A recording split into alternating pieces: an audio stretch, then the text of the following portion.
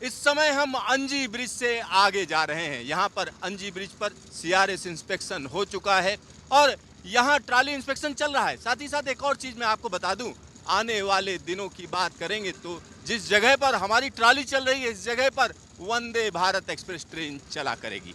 और यहाँ पीछे छूटता हुआ अंजी ब्रिज, अंजी खड्ड की अगर हम बात करें तो एक लंबे समय से यहाँ पर काम चल रहा था और एक अनोखे डिजाइन का पुल तैयार हो चुका है।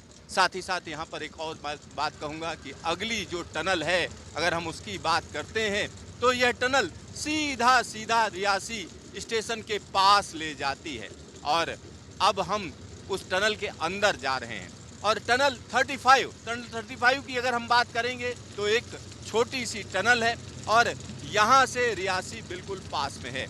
एक और चीज़ मैं बता दूं, जो शुरुआती प्लानिंग थी उसमें कई टनल्स हुआ करती थी, लेकिन कई टनल्स को आपस में मिला दिया गया। छोटी छोटी टनल्स हैं, उनको मिलाया गया और टनल्स की जो नंबरिंग की गई, अगर हम उसकी बात करें तो जम्मू से लेकर सीधा सीधा बारामूला तक की नंबरिंग की गई है। तो यहाँ अब हम एक और टनल के अंदर हैं और यहाँ टनल का काम आपको हम दिखा रहे हैं। टनल की जब हम बात करते हैं तो ये पूरा का पूरा प्रोजेक्ट 111 किलोमीटर लंबा प्रोजेक्ट है। कटरा से बनिहाल के बीच में पीर पंजाल की ऊंची ऊंची पहाड़ियों से होकर यह टनल्स निकलती हैं, लेकिन आपको पता भी नहीं चलेगा कि आसपास ऊंची ऊंची पहाड़ियां हैं, क्योंकि 111 किलोमीटर में से सीधा सीधा 90% से ज़्यादा इलाका टनल से होकर गुजरता है। तो टनल के बाद फिर टनल और टनल के बाद आप निकलते हैं तो ब्रिज पर निकलते हैं। तो इस पूरे प्रोजेक्ट की बात करें तो इसमें दो शानदार ब्रिज हैं, जिसमें अंजी खड्ड ब्रिज और दूसरे ब्रिज की बात करें तो चिनाब रेलवे ब्रिज, जो कि मेहराबदार पुल है। और चिनाब रेलवे पुल पर सीआरएस हो चुका है संगलदान से रियासी के बीच में। और अब जो बचा हिस्सा है, अगर हम उसकी बात करते हैं तो कटरा से लेकर रियासी के बीच में 17 किलोमीटर का यह रास्ता अपने आप में काफ़ी चुनौतीपूर्ण था। यहाँ पर काम तो काफ़ी पहले शुरू किया गया था। जैसे टनल 33 की बात करें तो 2003 में काम शुरू हुआ था, तब उसको टनल 1 कहा जाता था। लेकिन जब उसमें दिक्कतें आनी शुरू हुई तो काम बार बार बंद हुआ।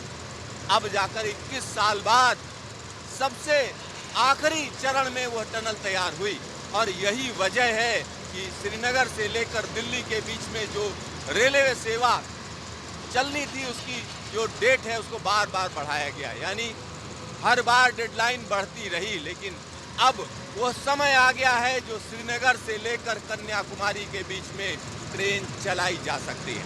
क्योंकि स्वामी विवेकानंद ने कहा था, कश्मीर से कन्याकुमारी तक भारत एक है। तो कहीं ना कहीं भारतीय रेलवे का यह संदेश रेल मार्ग के जरिए दिया गया है।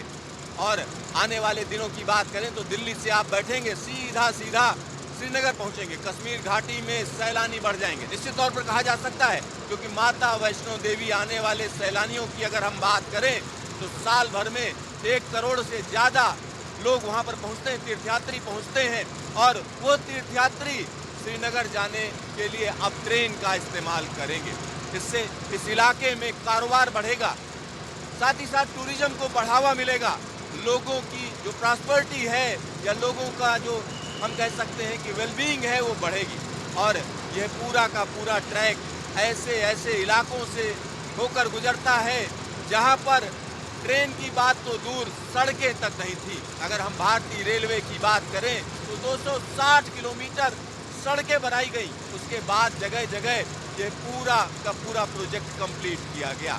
समय तो जरूर लगा, लेकिन कहा जा सकता है देर आए दुरुस्त आए। आज की तारीख में यह प्रोजेक्ट दुनिया के सबसे चुनौतीपूर्ण प्रोजेक्ट्स में से एक कहा जाने वाला है। और इसको जिस तरीके से, जिस अंदाज में पूरा किया गया, वो अपने आप में बेमिसाल है। यहाँ अब हम कह सकते हैं कि यह टनल जहाँ पर खत्म होगी, वहाँ पर रियासी स्टेशन यार्ड शुरू हो जाएगा। और रियासी स्टेशन की अगर हम बात करें तो अनूठा स्टेशन है, क्योंकि उसका एक बड़ा हिस्सा कहीं ना कहीं ट्रैक जो पड़ा हुआ है वो पुल पर मौजूद है। यानी इतनी भी जगह नहीं थी कि स्टेशन पूरा का पूरा बनाया जाए। तो इस तरीके के तमाम चैलेंजेज हैं। अगर हम 111 किलोमीटर में स्टेशनों की बात करें तो खड़ी स्टेशन खड़ी स्टेशन एक ऐसी जगह पर था जहां पर आसपास के पहाड़ों को काट कर वो जगह बनाई गई। सुम्बड़ की बात करें तो सिंकिंग माउंटेन, यानी जो पहाड़ है वो धंस रहा था, लैंडस्लाइड जबरदस्त तरीके की थी और वहां पर सुम्बड़ स्टेशन बनाया गया। सुम्बड़ से आगे बढ़े तो संगलदान रिमोट एरिया हुआ करता था। हालांकि ये घाटी के पास में है, लेकिन एक ऐसी जगह पर है जहां से आना जाना मुश्किल हुआ करता था, क्योंकि जब लैंडस्लाइड हो जाती थी रास्ते बंद, मौसम खराब रास्ता बंद। लेकिन अब वह स्थिति नहीं रहेगी। वंदे भारत की अगर हम बात करें तो भारतीय रेलवे ने एक अलग तरीके की वंदे भारत डिजाइन की है, जो ऐसी जगहों पर चल सकती है जो काफी ठंडे हो, काफी गर्म हो। तो इस ट्रैक के लिए नई वंदे भारत को भी सामने लाया जा चुका है। तो नई वंदे भारत इस ट्रैक पर चलेगी, कटरा से बनिहाल होते हुए श्रीनगर सीधा पहुंचेगी। हम आपको बता दें, जब भी रेल मंत्री से बात होती थी तो उनका यही कहना था कि पहली जो ट्रेन चलेगी वह वंदे भारत चलेगी, और वह सपना पूरा होने जा रहा है। कैमरामैन शकील अहमद के साथ सिद्धार्थ, न्यूज स्टेशन,